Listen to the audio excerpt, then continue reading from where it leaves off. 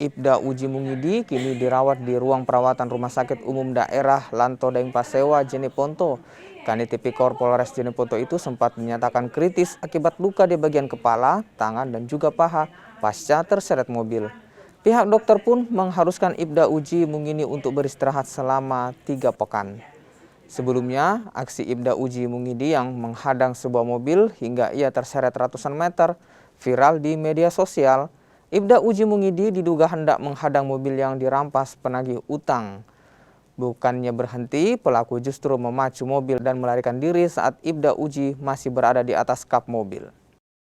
Si Pak Uji sekarang sudah agak membaik, Pak, tapi tetap masih membutuhkan istirahat sekitar 3 minggu untuk menormalkan yang benturan di kepalanya. Kalau untuk Mas Uji sekarang dirawat di mana, Bu? Dirawat di kelas 1, Pak, kamar 10. Sebelumnya itu Pak Uji itu mengalami luka-luka apa saja, Bu? Ada luka robek, Pak, di kepala. Ada luka di bekas lindasan ban juga di pahanya, pangkal paha.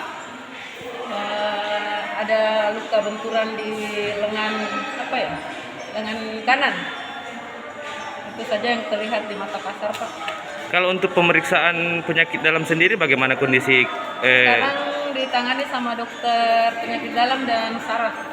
Dan kondisinya bagaimana dengan pemeriksaan? Sekarang kondisi belum stabil betul, makanya dokter menyarankan untuk bed rest selama 3 minggu.